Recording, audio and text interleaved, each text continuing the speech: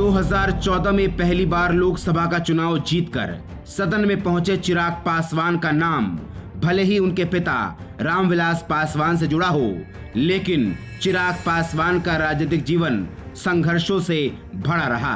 पिता के जाने के बाद चिराग का साथ सबने छोड़ दिया, पार्टी छीन ली गई, बंगला छीन लिया गया, चिराग अकेले पड़ गए।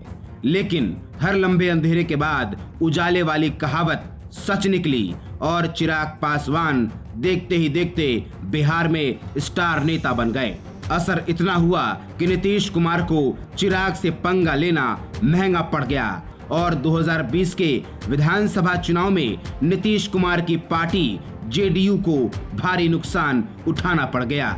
लेकिन जैसे जैसे लोकसभा चुनाव नजदीक आ रहा है, चिराग की चिंताएं बढ़ने लगी हैं और समीकरण पर सवाल खड़े होने शुरू हो गए हैं। मोदी के हनुमान कहे जाने वाले चिराग की सबसे बड़ी चिंता उनके चाचा पशुपति पारस को माना जा रहा है।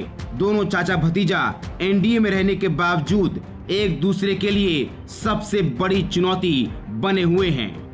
बिहार के हाजीपुर सीट को लेकर दोनों आमने सामने हैं।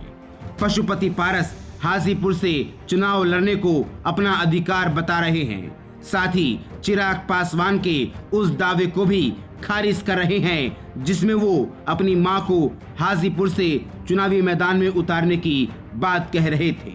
अब ऐसे में लोकसभा चुनाव से पहले हाजीपुर सीट को लेकर एनडीए की चुप्पी बिहार में खेला कर सकती है। चाचा भतीजा में किसी एक के भी नाराज होने पर बीजेपी को बिहार में नुकसान उठाना पड़ सकता है। लेकिन अब इन चुनौतियों के बीच चिराग पासवान ने अपनी राजनीतिक बुद्धि लगानी शुरू कर दी है।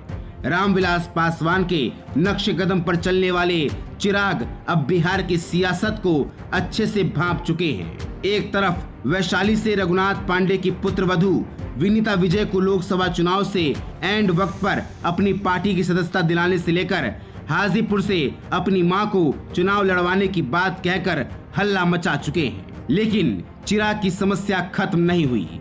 बिहार में सरकार बदल चुकी है और महीने भर पहले तक जो दुश्मन थे वो दोस्त बन चुके हैं। जिस नेता के खिलाफ चिराग पासवान ने अपनी राजनीति शुरू की थी, अब वो एनडीए का हिस्सा हैं। नीतीश कुमार एक बार फिर से पलटी मार चुके हैं, अब एक बार फिर वो एनडीए का हिस्सा हैं। नीतीश कुमार 2020 का विधानसभा चुनाव कभी नहीं भूलेंगे और ये बात वो कई बार दोहरा चुके हैं, क्योंकि करीब 2 दर्जन सीटों पर जेडीयू को हराने में चिराग पासवान की अहम भूमिका थी। करीब 1.5 साल नीतीश कुमार भारतीय जनता पार्टी से दूर रहे और इस दौरान लोक जनशक्ति पार्टी रामविलास के प्रमुख चिराग पासवान भाजपा अध्यक्ष जेपी नड्डा, गृह मंत्री अमित शाह और प्रधानमंत्री नरेंद्र मोदी के काफी करीब आ चुके थे। 4 दिन पहले तक भाजपा को बिहार की 40 सीटों को अपने अलावा चिराग पासवान, पशुपति पारस, उपेंद्र कुशवाहा और जीतन राम मांझी जैसे नेताओं के बीच बांटना था। अब बड़े खिलाड़ी नीतीश कुमार भाजपा के साथ जुड़ चुके हैं तो छोटे दलों की परेशानी तय है। बहरहाल बिहार में चिराग की लोकप्रियता देख बड़े बड़े नेता चिराग पासवान के समर्थन की इच्छा रखते हैं। 2024 में मोदी की रथ यात्रा बिहार में रोकने का संकल्प ले चुके तेजस्वी यादव चिराग को अपनी ओर ले सकते हैं, लेकिन चिराग आरजेडी के साथ जाएंगे या नहीं ये तो वक्त ही बताएगा। लेकिन तेजस्वी और चिराग के बीच के रिश्ते ये बताने के लिए काफी हैं कि दोनों नेताओं के बीच संबंध अच्छे हैं और एक दूसरे के खिलाफ बयानबाजी भी लगभग शून्य है। अब ऐसे में चिराग पासवान के लिए आने वाला वक्त कैसा होगा ये तो वक्त ही बताएगा।